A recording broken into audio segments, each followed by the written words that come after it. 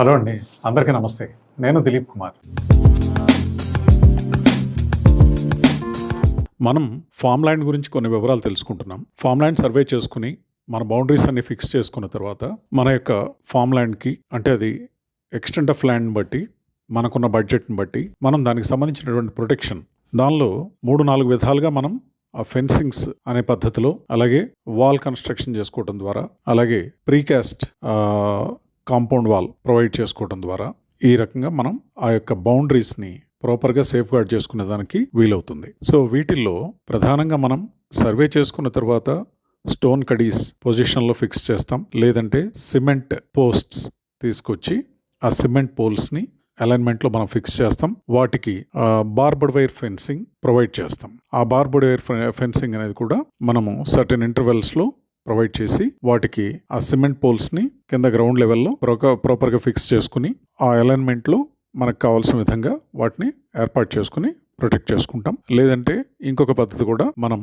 Chain link fencing అనేటువంటి విధానంలో కూడా ఆ కాంపౌండ్ వాల్కి సంబంధించినటువంటి ప్రొటెక్షన్ని మనం ఏర్పాటు చేసుకుంటాం. అంటే ఈ కాంపౌండ్ వాల్ కట్టడము అనేది అది పూర్తిగా మన యొక్క బడ్జెట్ పైన ఆధారపడి ఉంటుంది. సో మనం ల్యాండ్ని కనుక ప్రాపర్గా సేఫ్ గార్డ్ చేసుకోవాలి, ట్రెస్ పాసింగ్ అది జరగకూడదు. అలాగే ఇప్పుడు ఈ బార్బర్డ్ వైర్ ఫెన్సింగ్ కానీ, చైన్ లింక్ ఫెన్సింగ్ కానీ ఇలాంటివి మనం స్టోన్ కడీల ద్వారా లేదా సిమెంట్ పోల్స్ ద్వారా ఫిక్స్ చేసుకున్నట్లయితే ఏదైనా సరే అవి over a period of time proper fixing మెథడ్స్లో మనం వాటిని పెట్టం కనుక అటు ఇటు బెండ్ అయిపోవటం, అలైన్మెంట్స్ అనేవి అవుట్ అయిపోవటం, పక్కకి పడిపోవటం జరుగుతూ ఉంటుంది. సో క్యాటిల్స్ అవి తిరుగుతూ ఉంటాయి కనుక అవి వాటికి తగిలినప్పుడు పడిపోవటం జరుగుతుంది. ఈ వర్షాకాలంలో based on soil conditions, particularly black cotton soil కనుక అయినట్లయితే ఆ పోల్స్ కూడా పక్కకు పడిపోయే అవకాశం ఉంటుంది. సో అలా కాకుండా ఇంకొక మెథడ్ మనం ప్రీకాస్ట్ ఆర్సిసి కాంపౌండ్ వాల్ అనేది ప్రొవైడ్ చేసుకోవడం అనేది ప్రస్తుతం చాలా ఎక్కువగా యూజ్ చేస్తున్నారు.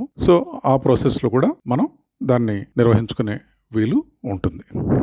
సో ఇక్కడ ఇంకొక పద్ధతి, మనము ఒకవేళ మనం తీసుకున్న కాంపౌండ్ వాల్ కనుక ఫామ్ ల్యాండ్ కనుక ప్రాపర్ కాంపౌండ్ వాల్ నిర్మించుకుని దానికి తగిన విధంగా మనం ఆ సాయిల్ కండిషన్స్కి సూటబుల్ ఫౌండేషన్ సెలెక్ట్ చేసుకుని మనం గనక పక్కాగా కాంపౌండ్ వాల్ కనుక నిర్మించుకున్నట్లయితే మనకు బడ్జెట్ ఎక్కువ అవుతుంది, కానీ అది ఒక పర్మనెంట్ నేచర్ తోటి మనం నిర్మించుకునే అవకాశం ఉంటుంది. దీనిలో మీకు ఈ compound wall for farm land అనే ప్రాసెస్లో మనం మా మిత్రుడు ఒకరు తీసుకున్నారు, వారికి మనం ఒక కాంపౌండ్ వాల్ కూడా నిర్మించేస్తున్నాము. సో ఈ కాంపౌండ్ వాల్ కన్స్ట్రక్షన్ డీటెయిల్స్, అలాగే బేస్డ్ ఆన్ సాయిల్ కండిషన్స్ మనం ఎలాంటి ఫౌండేషన్ సెలెక్ట్ చేసుకున్నాం అనే వివరాలు కూడా మీకు తెలియజేసే ప్రయత్నం చేస్తాను.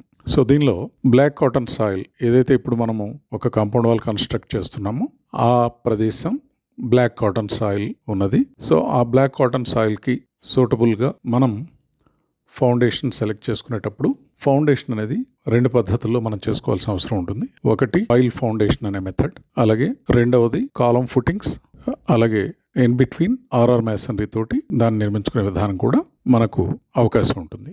ఇదేంటంటే మనకి ప్యూర్లీ బడ్జెట్ అనేది మనము ఎలా కంట్రోల్ చేసుకోవాలి అనే పాయింట్ ఆఫ్ వ్యూలో ఫైనాన్షియల్ కన్సర్న్ ఆలోచించి చేసినట్లయితే కనుక తక్కువలో అయ్యే మెథడ్ అనేది ఇంప్లిమెంట్ చేసుకోవాల్సిన అవసరం ఉంటుంది. అలా కాకుండా మనం చేసే వర్క్ పక్కాగా స్టాండర్డ్గా మనకు యూటిలిటీ పాయింట్ ఆఫ్ వ్యూలో ఉపయోగపడాలి అనుకునేటట్లయితే బ్లాక్ కాటన్ సాయిల్ కనుక మనం చేసే విధానం కూడా ఫుటింగ్స్, ఐసోలేటెడ్ ఫుటింగ్స్ అనే పద్ధతిలో తీసుకున్నాం. ఐసోలేటెడ్ ఫుటింగ్స్ అనేవి మనం 4 feet by 4 feet size, 5 feet depth excavation చేయటం జరిగింది. For some of the footings ఆ 5 feet అలాగే 6 feet డెప్త్లో, 5.5 feet డెప్త్లో కూడా అక్కడక్కడ హార్డ్ సాయిల్ అనేది రావటం జరిగింది. So before that black cotton సాయిలే ఉంది. ఈ బ్లాక్ కాటన్ సాయిల్ ఉన్నది కనుక మనకి బ్లాక్ కాటన్ సాయిల్ నేచర్ జనరల్గా ఏంటంటే స్లైడింగ్ నేచర్ కలిగి ఉంటుంది. ఈ బ్లాక్ కాటన్ సాయిల్లో కనుక మనం ఫుటింగ్స్ వేసినట్లయితే ఆ ఫుటింగ్స్, అలాగే మనం తర్వాత లేటర్ డేట్లో ఫిల్లింగ్స్ అనేవి కూడా with reference to the existing road level మనం కనుక డెప్త్ ఆఫ్ ది ఫిల్లింగ్, ఎందుకంటే సహజంగా మనకి మన ఫీల్డ్స్, ఈ ప్యాడీ ఫీల్డ్స్ కానీ, అలాగే ఈ మన పండ్ల తోటలు కానీ ఏవైనా సరే level of the ground road level తోటి కంపేర్ చేసినప్పుడు కిందికే ఉంటాయి.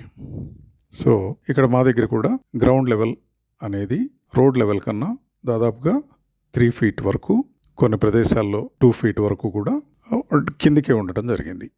So it is lower level than hour existing road level in front of our farm land. So ఇలాంటి కండిషన్స్లో మనము when we want to make it at an equal level at par with the road అనుకున్నప్పుడు ఫ్యూచర్లో మనం fill చేసే అవకాశం కూడా ఉంటుంది.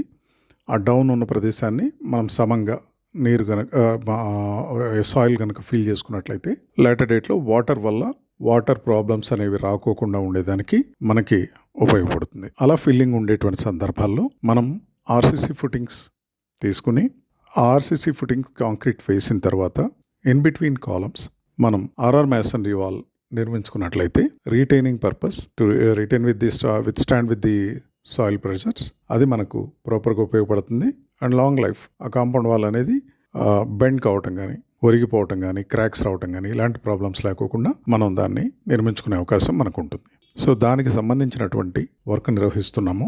దానిలో భాగంగా మన యొక్క కాంపౌండ్ వాల్కి సంబంధించినటువంటి ఫుటింగ్స్, ఆ ఫుటింగ్స్ని based on distance total length of the compound wall on each side మేము 16 feet ఇంటర్వెల్స్లో సెంటర్ టు సెంటర్ తీసుకుని కాలమ్స్ ఫుటింగ్స్ వేద్దామని నిర్ణయించుకున్నాం. 9 feet by 1 feet column size and reinforcement of 6 12 mm bars with 8 mm stirrups. అలాగే bottom mat 3 feet by 3 feet 10 mm tar at 6 inches centers both ways. ఈ పద్ధతిలో footings అన్ని ఎక్స్క్వేట్ చేసిన తర్వాత PCC bed concrete వేసి reinforcement అంతా కూడా టైట్ చేసుకుని మార్కింగ్ చేసుకున్న తర్వాత వాటిని ఫుటింగ్స్ వర్క్ అనేది వేయటం స్టార్ట్ చేసాం.